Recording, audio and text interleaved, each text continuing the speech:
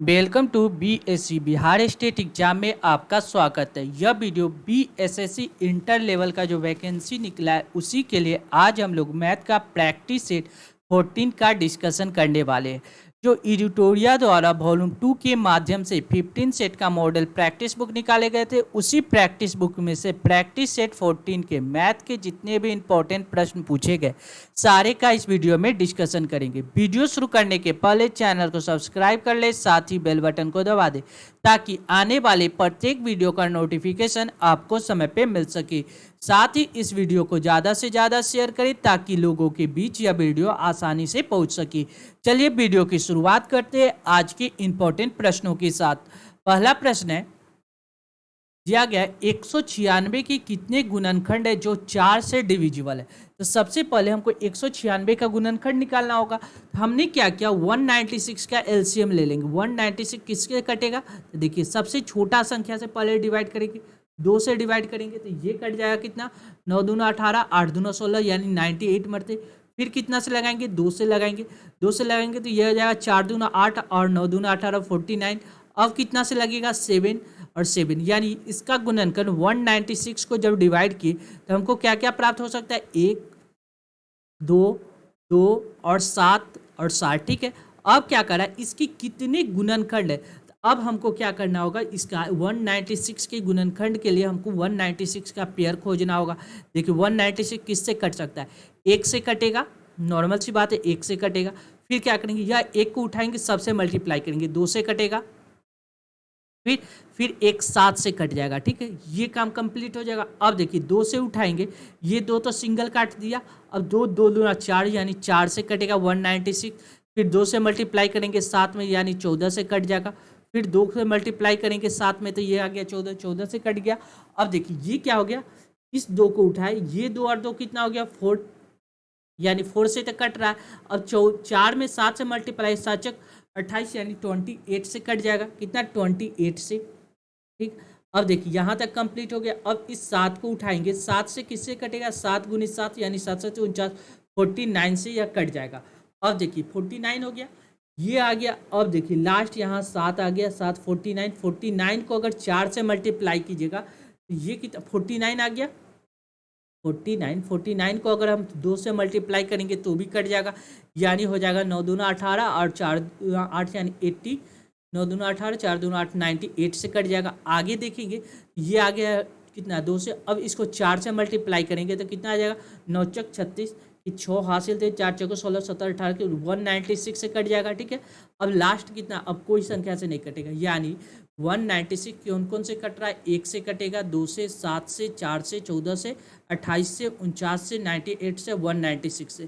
Question में कह रहा है कि वह कितने 4 से डिविजिबल है। 4 से कौन कौन सा क्या कटेगा, एक 4 कट जाएगा, दूसरा 28 कट जाएगा, और तीसरा देखिए यार 4 से कौन सी संख्या कट जाएगा, 196 कट जाएगा। यानी कितने गुणनखंड बनेंगे, 3। यानी करेक्ट आंसर कौन सा होगा, ऑप्शन डी इस प्रश्न का करेक्ट जवाब हो जाएगा। क्लियर है, कौन सा, ऑप्शन डी। नेक्स्ट अगला प्रश्न देखिए, लिख रहा है 12 24 36 के लघुत्तम समावर्तक और महत्तम समावर्तक का अनुपात क्या होगा। देखिए सबसे पहले क्या कीजिए, 12 24 और 36 का हमको एलसीएम लेना होगा। जब इसका एलसीएम लीजिएगा तो ये एलसीएम कितना आ जाएगा, या तो एलसीएम सबसे बड़ी संख्या होता है या तो 36 होगा, लेकिन 36 12 से कट रहा है लेकिन 24 से नहीं कट रहा है, यानी 36 दूना 72 यानी एलसीएम कितना आ जाएगा, 72। यहाँ अब हमको क्या करना है, इसका एचसीएफ निकालना होगा। एचसीएफ निकालेंगे तो एचसीएफ क्या होगा, एचसीएफ वह छोटी से छोटी संख्या होता है जो सबको काट दे। एक्चुअली होता बड़ी संख्या है, लेकिन हमने याद करने के लिए क्या किया, 12 सबको काट देगा, एचसीएफ क्या होगा, 12। अब पूछ रहा उनका अनुपात यानी 72 रेशियो कितना करा है, 12। 12 छक 72 यानी 6 मरते, यानी 6:1 इसका करेक्ट आंसर होगा। कौन सा, ऑप्शन सी इस प्रश्न का करेक्ट जवाब हो जाएगा। नेक्स्ट अगला प्रश्न देखिए, क्या करा है, यह सिंप्लीफिकेशन का क्वेश्चन। सिंप्लीफिकेशन हमको बोर्ड मास क्या सिखाता है, बोर्ड मास हमको क्या बताया हुए है, यह हमको बताया कि पहले ब्रैकेट का काम करेंगे उसके बाद ऑफ का। तो सबसे पहले ब्रैकेट के अंदर ये है तो इसका काम करेंगे, यहाँ से 8 एलसीएम ले लेंगे, यहाँ 1 बचेगा, 4 दूना 8 यानी 7 दूना 14, 14 1 15 यानी 15/8 इसका वैल्यू हो जाएगा कितना, 15/8। क्लियर है, आगे क्या करा, अब करा ब्रैकेट के अंदर ऑफ यानी का काम करना होगा, यानी 1/4 को 18 से मल्टीप्लाई कीजिएगा तो ये कितना आ जाएगा 1/4 मल्टीप्लाई क्या लिख सकते हैं 18, ठीक है। यहाँ देखिए यह डिवाइड का साइन है तो इसको चेंज करेंगे तो मल्टीप्लीकेशन में बदल जाएगा 5/6 चेंज हो जाएगा, प्लस कितना दिया गया 15/8, ठीक है। इसको हमको क्या करना है 1/15 से मल्टीप्लाई करना है, आगे आगे सॉल्व करेंगे। देखिए ये देखिए 6, ये देखिए 2 से कट जाएगा, ये 9 से कट जाएगा, 3 से काटेंगे तो 3 दूना 6, 3 तिया 9, 3 मरते यानी ऊपर आ जाएगा 15, 15/4 प्लस कितना हो जाएगा 15/8। मल्टीप्लाई किससे करना है 1/15 से मल्टीप्लाई करना है, कोई दिक्कत नहीं है। अगर 15 से मल्टीप्लाई यहाँ से भी काट सकते हैं या तो एलसीएम ले लीजिए, 8 एलसीएम लेंगे तो यहाँ आ जाएगा 4 दूना 8, 15 दूना 30, 30 प्लस 15 मल्टीप्लाई कितना 1/15, यहाँ कितना आ जाएगा ऊपर आ जाएगा 45, 45 मल्टी डिवाइड बाई 8 मल्टीप्लाई 1/15, 5 15 या 45 3 यानी 3/8 इसका करेक्ट आंसर होगा। कौन सा ऑप्शन ए इस प्रश्न का करेक्ट जवाब हो जाएगा। क्लियर है। अगला प्रश्न देखेंगे। अगला क्वेश्चन क्या कर रहा है,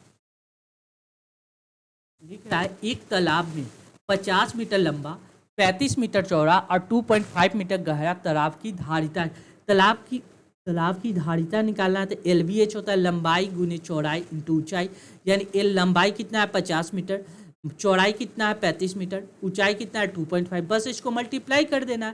तो मल्टी पॉइंट हटाएगा तो नीचे आ जाएगा 10, ये 0 से 0 कैंसिल, 35 पचे 50, 25 के 5 हासिल, तो 5 15 16 17 175 में 25 से मल्टीप्लाई करना है तो 25 से मल्टीप्लाई किया यूनिट डिजिट 5 आएगा, यानी सबका यूनिट डिजिट 5 है तो मल्टीप्लाई करिएगा तो ये आ जाएगा कितना 3775, कितना 4375, यानी करेक्ट आंसर होगा ऑप्शन बी इस प्रश्न का करेक्ट जवाब हो जाएगा।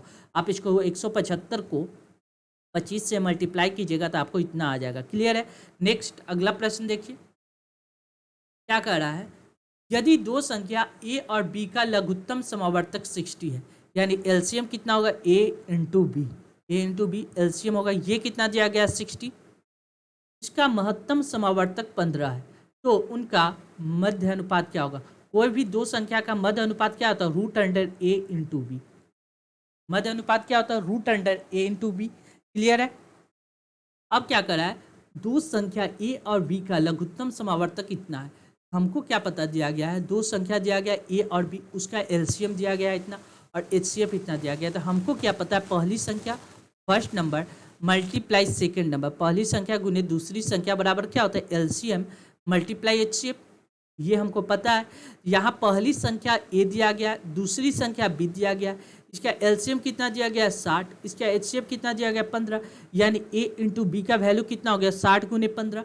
हमसे क्या पूछ रहा है मध्य अनुपात, यानी मध्य √a/b यानी √60 मल्टीप्लाई 15 लिख सकते हैं।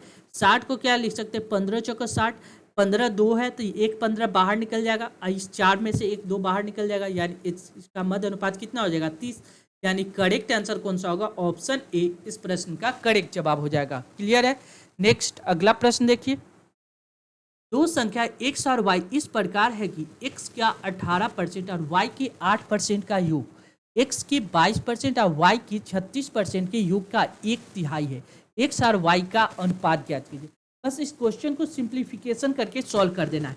क्या कर रहा है, एक संख्या x है, x का 18%, x का 18% निकालेंगे, ठीक है 18/100 प्लस क्या कर रहा है y का कितना 8% यानी 8/100, ये इसका योग जो है x के 22%, x का 22% और y की 36%, y का कितना 36% के योग का कितना है, योग का 1/3, इसका 1/3 के बराबर है। ठीक है कोई दिक्कत नहीं, इसका 1/3 यानी क्रॉस मल्टीप्लाई होगा तो इधर 3 आ जाएगा, कोई दिक्कत नहीं। जब क्रॉस मल्टीप्लाई कीजिएगा ये हुआ 58 58 54 यानी 54x। देखिए यहाँ भी 100 है, ये 100 है, ये 100, ये सारा 100 आपस में कट जाएगा। यहाँ पे कितना 8 3 24 24y बराबर कितना दिया गया 22x 22x प्लस कितना दिया है 36y। हमको x को एक तरफ रखेंगे और y को एक तरफ कीजिएगा। x को एक तरफ लिखिएगा तो यहाँ 22 है, यहाँ 54 है, 54 में से 22 घटेगा, यहाँ कितना आ जाएगा 32x बराबर ये 24 है, यहाँ 36 है, तो इधर आके कितना हो जाएगा 12y यानी 12y, यानी x/y हम लोग आसानी से लिख सकते हैं कितना 12 बटा कितना, 12/32, 12/32 को क्या लिख सकते, 4 से काट दिया, 4 से 12 और 8 चौक 32 यानी 3:8 इसका करेक्ट आंसर होगा। कौन सा, ऑप्शन सी इस प्रश्न का करेक्ट जवाब हो जाएगा। क्लियर है। नेक्स्ट अगला प्रश्न देखिए, अगला क्वेश्चन क्या कर रहा है, ठीक है, एक 3 अंक की संख्या दिया गया है 2a3 और 326 को जोड़ने पे 3 अंक की संख्या 5b9 प्राप्त होता है जो 9 से पूर्णतः डिविजिबल।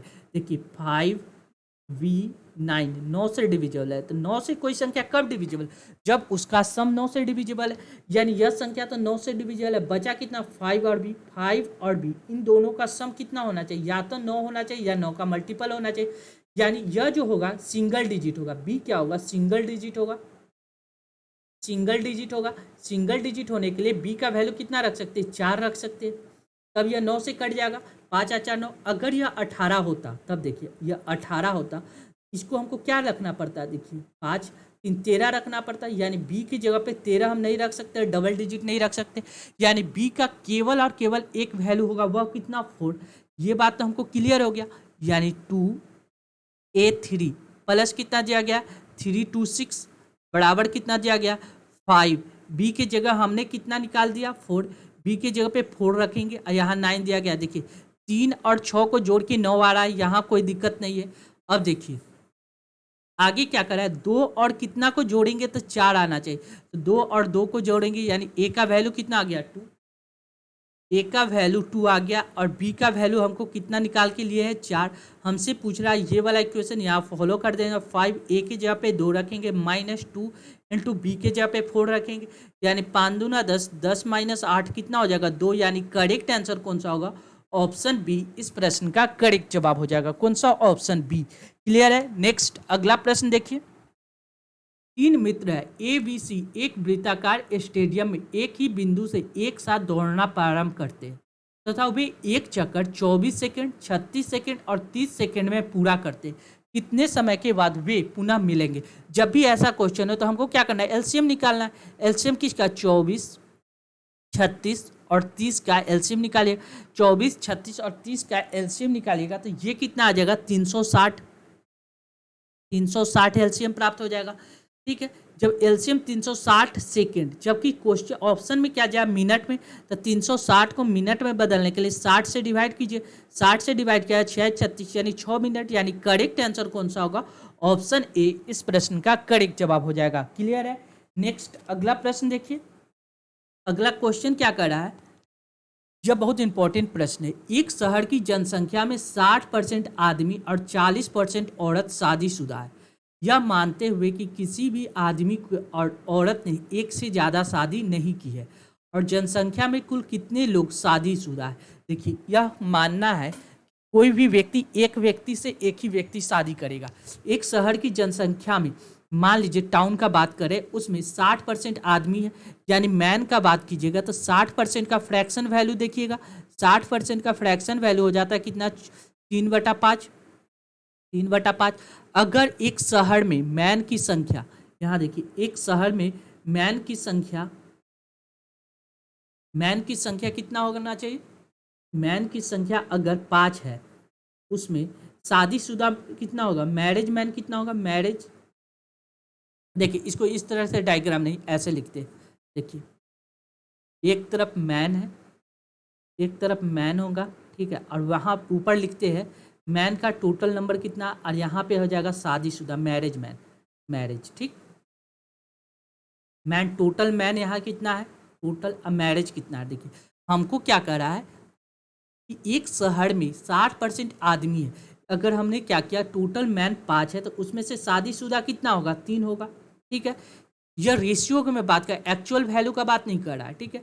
आगे क्या कर रहा है, और 40% औरत यानी वुमेन का बात किया जाए तो यह 40% औरत क्या है शादीशुदा है, यानी 40% कहने का मतलब कितना हो गया 2/5, 2/5।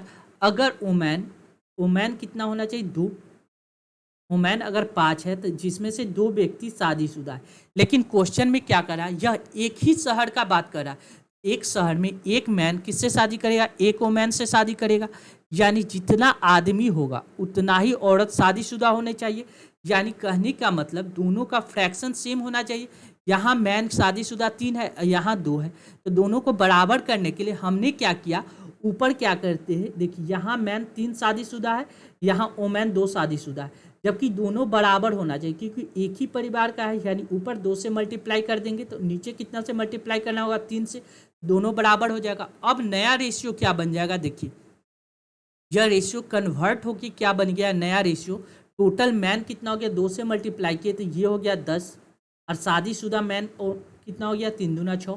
देखिए ये ओमैन, टोटल ओमैन कितना हो गया, 5 या 15, और शादीशुदा ओमैन कितना हो गया, 6। यानी कहने का मतलब टोटल मैन की संख्या हमने कितना निकाली है, मैन, और टोटल मैन हो गया यहाँ, यहाँ मैरिज के बात में करें, मैन और वोमेन, मैन की टोटल संख्या हमने 10 निकाला, जिसमें से शादीशुदा कितना है, 6। वोमेन की टोटल संख्या अगर 15 है एक शहर में, तो उसकी शादीशुदा वोमेन कितना होगा, 6। यानी टोटल मैन और वोमेन एक शहर में कितना है, 25, और शादीशुदा कितना है, 12। यानी हमसे पूछ रहा है तो शादीशुदा का परसेंटेज कितना है, यानी 12 व्यक्ति शादीशुदा है, कितना में, 25 में, गुने 100, बस इसको सॉल्व कर दीजिए, 25 चक्कर 100, आप 12 चक्कर 48, 4 दूना 8, यानी 48% मैन क्या है, शादीशुदा है। यानी करेक्ट आंसर कौन सा होगा, ऑप्शन ए इस प्रश्न का करेक्ट जवाब हो जाएगा, कौन सा, ऑप्शन ए। क्लियर है। नेक्स्ट अगला प्रश्न देखेंगे। अगला क्वेश्चन क्या कर रहा है, देखिए चावल की कीमत में 35% की गिरावट आती है, ज्ञात करें कि उतने ही रुपए में चावल की कितनी अतिरिक्त मात्रा खरीदी जा सकती है जो पहले 104 किलो चावल खरीदने के लिए पर्याप्त थी। पहले हम 104 किलो चावल खरीदते थे, क्या करा, चावल की कीमत में 35% गिरावट आ गया। अगर 35% का फ्रैक्शन वैल्यू देखिएगा तो ये कितना होता है, 7/20 होता है। 35% का फ्रैक्शन वैल्यू कितना होता है, 7/20। यानी देखिए हमको क्या पता है, प्राइस को अगर कंजम्पशन यानी जितना हम सामान यूज करते हैं उससे मल्टीप्लाई करते हैं तो हमको क्या प्राप्त होता है, एक्सपेंडिचर, हमको कितना पैसा देना होता है। पहले प्राइस 20 रुपया था, हमने कितना कंजम्पशन करते थे, 104 किलो चावल खरीदते थे, पहले 104 किलो चावल खरीदते थे, तो हमको कितना, 20 रुपये के हिसाब से 104 किलो चावल खरीदते थे तो हमको कितना पैसा देना पड़ता था, 0, 4 दूना 8, 0, 280, 200, इतना रुपया देना पड़ता था। अब क्या करा, उतना ही रुपया में आज भी हमको कितना पैसा देना पड़ रहा है, 280 रुपया ही देना पड़ता है। लेकिन पहले प्राइस 20 रुपया था, अब 7 रुपया का गिरावट हो गया, तो अब प्राइस कितना हो गया, 13 रुपया। हमको अब 13 में कितना से मल्टीप्लाई करें कि हमको आ जाए 280, तो हमने क्या किया, 280 को 13 से डिवाइड कर दिए आसानी से। तो 13 से डिवाइड किया जाए तो एक मरते आ जाएगा 13, ये बच जाएगा 7, 13 78, 13 छक लगाएंगे तो 68, यानी 16 मरते 78 कट जाएगा, यानी एक जीरो और आ रहा है, यानी 160 मरते। यानी पहले 104 किलो खरीदते थे तो अब हमको कितना खरीदना पड़ेगा, 160 किलो खरीदना पड़ेगा, पूछ रहा है। तो अब कितना अतिरिक्त मात्रा खरीदे, 104 से 160, या कितना ज़्यादा हो गया, तो 10 में से 4 गया 6, यानी 56 kg ज़्यादा खरीदना पड़ गया। यानी करेक्ट आंसर कौन सा होगा, ऑप्शन सी इस प्रश्न का करेक्ट जवाब हो जाएगा। क्लियर है। नेक्स्ट अगला प्रश्न देखिए, एक वस्तु किसी निश्चित कीमत पर बेची जाती है, यदि इससे मूल्य के 70% पे बेचा जाता है तो उसे 2% का हानि होता। विक्रय मूल्य पर बेचने का प्रतिशत लाभ ज्ञात कीजिए। देखिए मान लीजिए किसी वस्तु का क्रय मूल्य k रुपया है, उसको क्या होता है, 2% का हानि होता है, यानी 98% पे उस वस्तु को बेच रहा है। कब, जब कह रहा है एक निश्चित कीमत पे बेची जाती, यदि उसे 70% पे बेचा जाए, पहले बेच रहे थे एस कीमत पे, यानी एस पे सेलिंग प्राइस एस है, लेकिन अब उसको कितना पे बेच रहे हैं, 70% पे, एस का 70%, ये कैंसिल कीजिएगा, यानी क्रय मूल्य बटा सेलिंग प्राइस निकल जाएगा। क्रय मूल्य कितना, 70 रुपया, उसको बेच कितना में रहे थे, 98 रुपया में, यानी कितना का प्रॉफिट हो रहा था, तो आप देखिएगा 8×9 यानी 28 रुपया का प्रॉफिट हो रहा था। पहले अगर बेचते तो 28 रुपया का प्रॉफिट होता, यह 28 रुपया का प्रॉफिट किस पे होता, 70 पे होता, 70 पे होता, गुने 100 कर दीजिए, 7 से कट जाएगा, 7 चौक 28, 4 मरते, यानी 40% का क्या हो रहा था, ओवरऑल उसको प्रॉफिट हो रहा था। यानी करेक्ट आंसर कौन था, ऑप्शन ए। नेक्स्ट अगला प्रश्न देखिए, इंपॉर्टेंट प्रश्न है। एक दुकानदार 11.1/9% का फ्रैक्शन वैल्यू कितना होता है, 1/9, इतना की लाभ पे चाय बेचता है। यानी कोई वस्तु का दाम क्रय मूल्य 9 रुपया, तो वह कितना में बेच रहा है, तो 1 रुपया प्रॉफिट, यानी 10 रुपया में बेच रहा है। किंतु वजन में 11.1/9 का घोटाला करता है। यानी अगर उसको घोटाला करने का कहने का मतलब उसको कह रहा है कि हम आपको 9 केजी बेच रहे हैं, लेकिन एक्चुअल में हम बेच रहे हैं 9 केजी का, पैसा हम 9 केजी का ले रहे हैं, लेकिन हम बेचते कितना है, 1 रुपया कम, यानी 8 केजी का ही हम बेचते हैं। यानी हमको कितना पैसा का चाहिए, 8 केजी का पैसा चाहिए। हमने अपने हाथ से 8 केजी का पैसा लगाया, लेकिन उससे लिए कितना, 9 केजी का पैसा। यानी यहाँ पे आ जाएगा 9 और 1 का कम ही आ गया, इधर 8। बस इसको सॉल्व किया, 9×8 = 72, यानी 72 रुपया का सामान हमने उसको बेच दिया कितना, 90 रुपया में। यानी कितना का प्रॉफिट हो गया था, 8 8 दू 10, यानी ये हो गया आपको कितना का प्रॉफिट, 18 का प्रॉफिट हो गया। 18 का प्रॉफिट कितना में हो गया, 72 पे हो गया। 18 का प्रॉफिट 72 पे गुने 100, 88 4 मत 4 से 100 काट दिया, 25% का प्रॉफिट हो रहा है। यानी करेक्ट आंसर कौन सा होगा, ऑप्शन डी इस प्रश्न का करेक्ट जवाब है। नेक्स्ट अगला प्रश्न देखिए, 3 साल का साधारण ब्याज 1200 रुपया है और 2 साल का चक्रवृद्धि ब्याज 840 रुपया, ब्याज की दर ज्ञात कीजिए। देखिए सिंपल इंटरेस्ट दिया गया 1200 रुपया, कब, 3 साल का, तो 1 साल में कितना लगता है इंटरेस्ट, 1 साल में इंटरेस्ट कितना लगेगा, 3 से काट दिया, 4 से 12, 400 रुपया। पहला साल इंटरेस्ट कितना लगेगा, 400 रुपया। दूसरा साल इंटरेस्ट कितना लगेगा, 400 रुपया। तीसरा साल इंटरेस्ट कितना लगेगा, 400 रुपया। ठीक, अब क्वेश्चन के हिसाब से दूसरा पॉइंट क्या करा है, 2 साल का कंपाउंड इंटरेस्ट 840 रुपये। कंपाउंड इंटरेस्ट क्या होता है, इंटरेस्ट पर भी इंटरेस्ट लगता है। यानी पहला था प्रिंसिपल पे इंटरेस्ट, 2 साल का बात कर रहा है, यहाँ से यहाँ तक का बात कर रहा है। ये हमको उसको इंटरेस्ट कितना आ रहा है, 840 रुपया।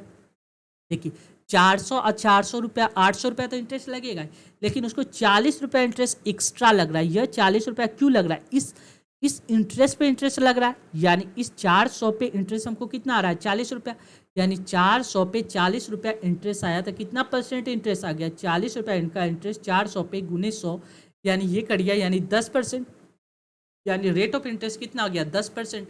यानी करेक्ट आंसर ऑप्शन बी इस प्रश्न का करेक्ट जवाब है। नेक्स्ट देखिए इंपॉर्टेंट प्रश्न है, क्या करा है क्वेश्चन देखिए, 88 लीटर के टंकी में दूध और पानी का मिश्रण है, इसमें 72% दूध है और 34% पानी निकाला गया, जिससे टंकी 54% खाली हो। 72% दूध निकाले और 34% पानी निकाले, तो उसके कारण क्या हुआ, टंकी 54% खाली हो गया। यानी यह 54% है, 72% दूध होगा और 34% पानी होगा। यहाँ हम एलिगेशन लगा सकते हैं, मिल्क और वाटर। मिल्क कितना है, 72%, पानी कितना है, 34%।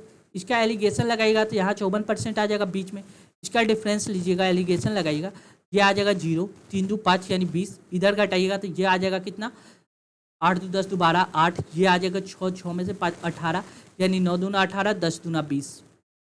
यानी मिल्क कितना था, तो 10 लीटर और वाटर कितना था, 9 लीटर।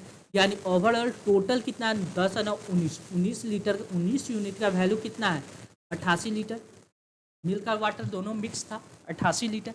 यानी 1 यूनिट का वैल्यू कितना हो जाएगा, 88/19। हमसे पूछ क्या रहा है, प्रारंभ में टंकी में कितना पानी था, पानी की मात्रा कितना, वाटर 9 यूनिट, 1 यूनिट का वैल्यू इतना है, तो 9 यूनिट का वैल्यू निकाल देंगे, 88/19 गुने 9। बस इसको सिंप्लीफाई सॉल्व कर देना है।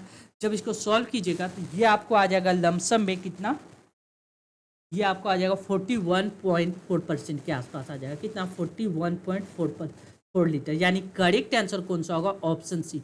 इसको डिवाइड कीजिएगा तो लगभग इतना प्राप्त हो जाएगा। क्लियर है। नेक्स्ट अगला प्रश्न देखेंगे, 9/72, ऐसे भी सॉल्व कर सकते हैं, 9/72 के 2 हासिल 7, 9/72 79, यानी 792 को आपको क्या करना होगा, 19 से डिवाइड कर देना होगा। 792 को 19 से डिवाइड कीजिएगा, आपको आंसर प्राप्त हो जाएगा कितना, 41.4। यानी करेक्ट आंसर कौन सा होगा, option C. Next, Ravi Pandey 5,000 रुपये प्रत्येक के लिए 2 वस्तु बेचता है। 5,000 रुपये प्रत्येक, 2 वस्तु का दाम कितना है, 5,000, जिसमें समग्र लेन देन में कोई लाभ या हानि नहीं होता है। यदि एक वस्तु को 16.2/3% लाभ पे बेचा जाता है तो दूसरी को कितना नुकसान पे बेचा जाएगा। देखिए 16.2/3% का फ्रैक्शन वैल्यू कितना होता है, 1/6। ये बात ठीक है। अब क्या करा है, पहला वस्तु को क्या करा है, एक वस्तु को मान लीजिए पहला वस्तु का क्रयमूल्य अगर 6 रुपया है तो वह बेचता कितना है, 7 रुपया में बेचेगा, क्योंकि उसको क्या करा है, दोनों वस्तु का एक को इतना % प्रॉफिट में बेचा जाता है। ठीक है, क्या करा है, प्रत्येक देखिए जब भी हमसे पूछे नुकसान पे बेचा, परसेंटेज चेंज पूछे तो एक्चुअल वैल्यू से कोई मतलब नहीं है। क्या कहा, प्रत्येक 2 वस्तु पे बेचा, प्रत्येक को 5,000 में बेचा जाता है, यानी सेलिंग प्राइस सेम है। यानी पहला वस्तु को 7 रुपया में बेचे तो दूसरा वस्तु को भी हमको कितना में बेचना होगा, 7 में। यानी ओवरऑल इसको कितना में, 14 रुपया में बेचना होगा दोनों को टोटल। अब क्वेश्चन एक को 14 क्या कर रहा है, यदि इससे समग्र लेन देन में ना तो प्रॉफिट होता है ना तो लॉस होता है, यानी इन दोनों का जोड़ 14 आ रहा है, तो यहाँ पे किसको रखे जिसका सम कितना आना चाहिए, 14 आना चाहिए। क्यों 14 आना चाहिए, ये समझने की कोशिश कीजिए। क्योंकि 14 रुपया में हम इसको सेल कर रहे हैं, 14 रुपया में बेच रहे हैं, सेल कर रहे हैं। यहाँ पे हम खरीदे, नो प्रॉफिट नो लॉस, यानी यहाँ ईसीपी कॉस्ट प्राइस है, ये है सेलिंग प्राइस। देखिए फिर से एक बार समझ लेते। देखिए 16/2/3% का फ्रैक्शन वैल्यू 1/6 होता है। कह रहा है कि पहला वस्तु को अगर 6 रुपया में खरीदे तो 7 रुपया में बेचना होगा। क्यों, क्योंकि हमको इतना % का प्रॉफिट है 7 रुपया में। अब कह रहा है, क्वेश्चन में कह रहा है कि प्रत्येक को 5,000 में बेचना था, बेचे थे, यानी दोनों का सेलिंग प्राइस सेम है। पहला वस्तु को अगर 7 रुपया में बेचे तो दूसरा वस्तु को भी 7 रुपया में बेचेंगे, तब तो सेलिंग प्राइस सेम होगा ना। यानी 7 दूना 14, यानी दोनों को टोटल 14 रुपया में हमको बेचना था। अब कह रहा है कि इस लेन देन में ना तो प्रॉफिट, कोई लाभ ना हानि होता है। यानी जब 14 रुपया में बेचे हैं तो कोई सामान को 14 रुपया में खरीदे होंगे, तभी तो नो प्रॉफिट नो लॉस होगा।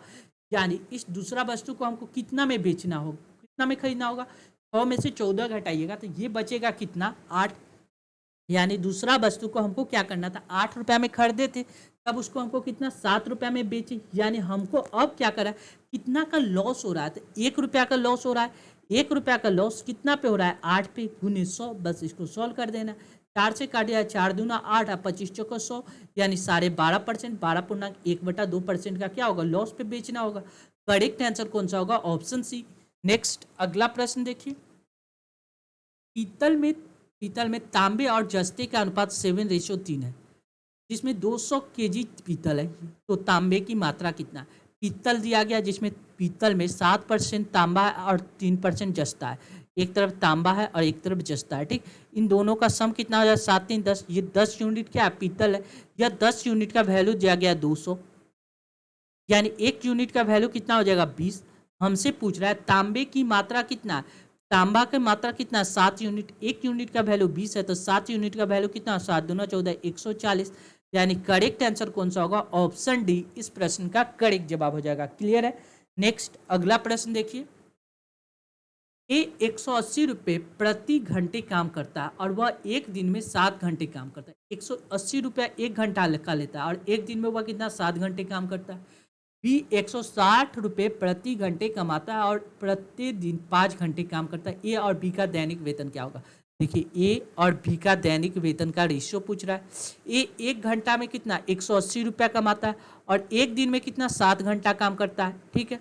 एक दिन का दैनिक वेतन हो गया। बी 1 घंटा में 160 रुपया कमाता है और एक दिन में 5 घंटा काम करता है। बस 0 से 0 कैंसिल, कट जाएगा। 8 दूना 16, 9 दूना 18, 9 दूना 9 सत्ते 63, 8 पचे 40, यानी 63 और 40 इसका करेक्ट रेशियो होगा, यानी ऑप्शन डी।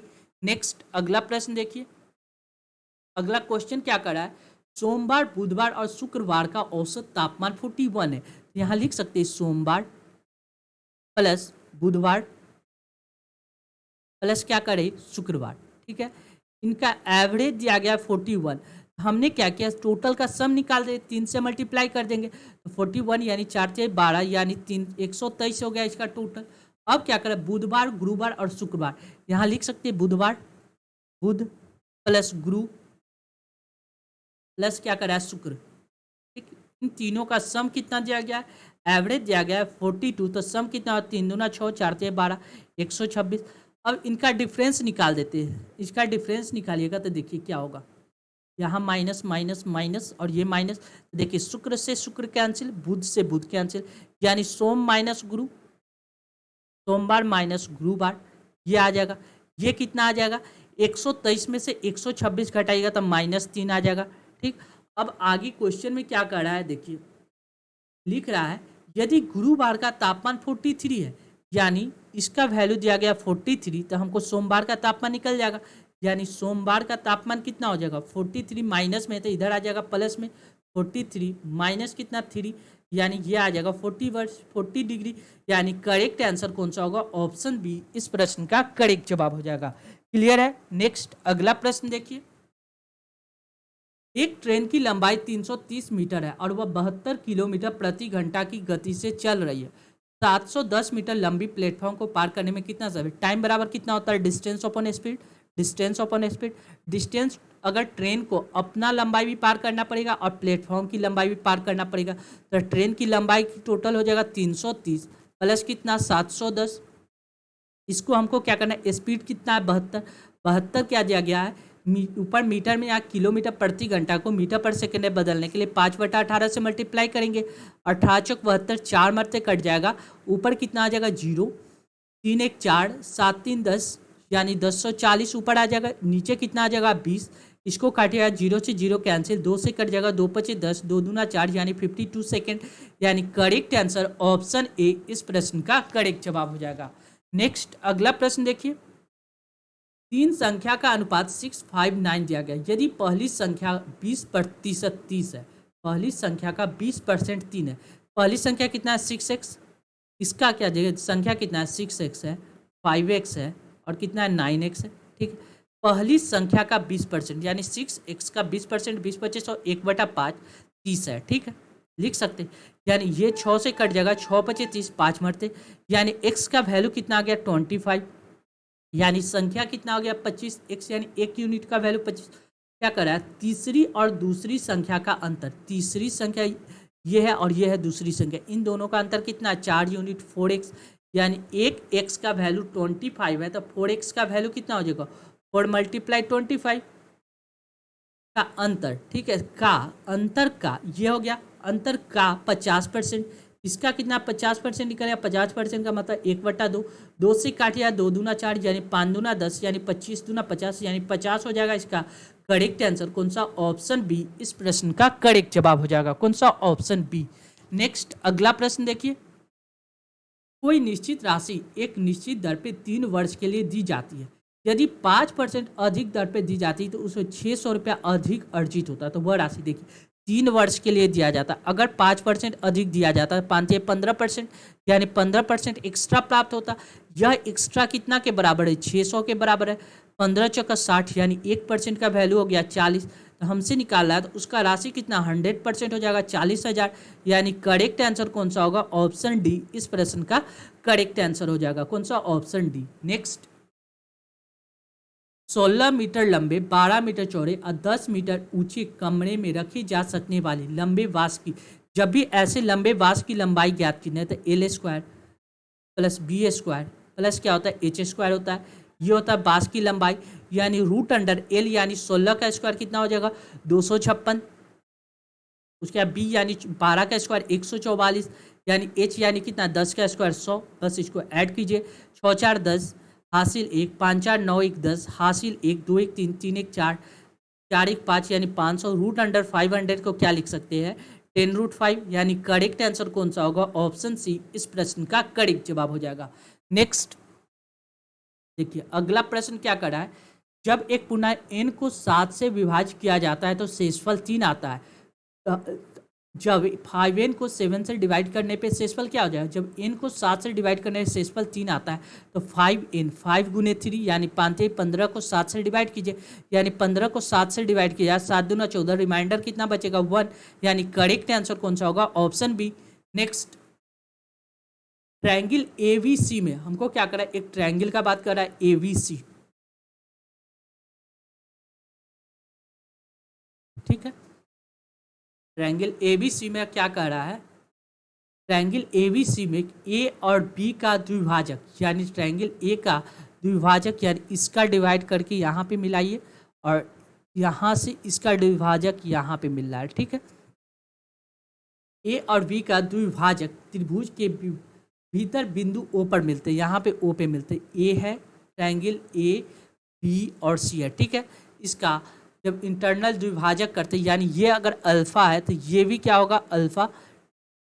ठीक है, ये भी अल्फा हो जाएगा और ये भी अल्फा हो जाएगा, द्विभाजक है। ठीक है, ओ पे मिलते हैं। यदि BOC बराबर 122 डिग्री है, BOC BOC, ये वाला एंगल कितना है 122 डिग्री, 122, ठीक है। तो एंगल ए का मान ज्ञात कीजिए, हमको पूछ रहा है ये वाला एंगल कितना होगा, ठीक है। इस एंगल का वैल्यू ज्ञात करना है। ये बात फाइनल है कि ये बात, देखिए एक बात, एक मिनट, इस द्विभाजक करने का मतलब ये बराबर थोड़ी जो है यहाँ x, एक मिनट फिर से इस फॉर्मेशन को देख लेते, क्या कर रहा है, ट्रायंगल ABC में एंगल V, इसका एंगल का द्विभाजक, एंगल C का द्विभाजक आपको यहाँ पे मिलता है, ठीक है। C का द्विभाजक करेंगे, देखिए एंगल A, ठीक है, एंगल C, ठीक है, यहाँ पे मिलता है। ये वाला एंगल अगर अल्फा है, ये एंगल क्या होगा, बीटा होगा। इसका सम कितना दिया गया है, ये दिया गया है आपको 122, यानी इस अल्फा प्लस बीटा प्लस 122 बराबर हमको कितना पड़ा, 180। यानी अल्फा प्लस बीटा बराबर कितना हो जाएगा, देखिए अल्फा प्लस बीटा बराबर कितना हो जाएगा, 10 में से 2 गया 8, ये हो गया 7, 7 में से 2 गया 5 गया 6, 7 यानी 58, यानी अल्फा प्लस बीटा का वैल्यू कितना आ गया, 58। अब देखिए ये क्या है, इसका पूरा ये वाला भी अल्फा होगा, ये बीटा होगा। यानी अगर एंगल ए करे, angle B plus angle C लिख सकते हैं, एंगल बी बराबर लिख सकते हैं 2 अल्फा प्लस एंगल सी बराबर लिख सकते हैं 2 बीटा लिख सकते हैं। यानी 2 कॉमन ले लेंगे तो अल्फा प्लस बीटा आ जाएगा किसका, बी प्लस सी को, यानी इसका वैल्यू 2 × 58 आ जाएगा। ये कितना आ जाएगा, 8 दूना 16 की 6 हासिल है, 5 दूना 10 की 11, 116, यानी इन दोनों का सम 116 है। इसका एंगल ए का वैल्यू कितना आ जाएगा, यानी angle A plus angle B plus angle C बराबर 180 होता है। यानी एंगल ए बराबर कितना हो जाएगा, 180 माइनस क्या कर देंगे, इन दोनों का सम कितना हो गया, 116, 10 में से 6 गया 4, ये हो गया 7, 7 में से 1 गया 6, यानी 64 डिग्री। यानी करेक्ट आंसर कौन सा होगा, ऑप्शन ए इस प्रश्न का करेक्ट जवाब हो जाएगा। कौन सा, ऑप्शन ए। नेक्स्ट अगला प्रश्न देखिए, देखिए क्या कर रहा है, निम्नलिखित तालिका में एक सप्ताह में 4 अलग अलग ब्रांड स्टोर में आने वाले खरीदारों की संख्या को दर्शाया गया है। इस सप्ताह के दौरान ब्रांड आर में खरीदारों की संख्या ब्रांड पी के खरीदारों की संख्या से कितना प्रतिशत अधिक है। यानी पी में और आर का बात कर रहा है, पी में कितना व्यक्ति आए थे, 400 व्यक्ति, आर में कितना व्यक्ति आए, 415 व्यक्ति। कह रहा है आर के खरीदारों की संख्या पी के खरीदारों से कितना अधिक है, इससे यह कितना अधिक है, 15 अधिक है। 15 किससे अधिक है, 400 से, बस डिवाइड कर देना है, मल्टीप्लाई 100, 00 से 00, 15/4 यानी 4 × 12, 14, 15, 7, 28 यानी 3.75%। यानी करेक्ट आंसर ऑप्शन डी इस प्रश्न का करेक्ट जवाब हो जाएगा। क्लियर है, चलिए thank you for watching this video. ऐसे ही इंपॉर्टेंट वीडियो पाने के लिए अपने channel BSc Bihar state exam को सब्सक्राइब कर ले, साथ ही इस वीडियो को ज़्यादा से ज़्यादा शेयर करें ताकि लोगों के बीच यह वीडियो आसानी से पहुंच सके। Thank you once again.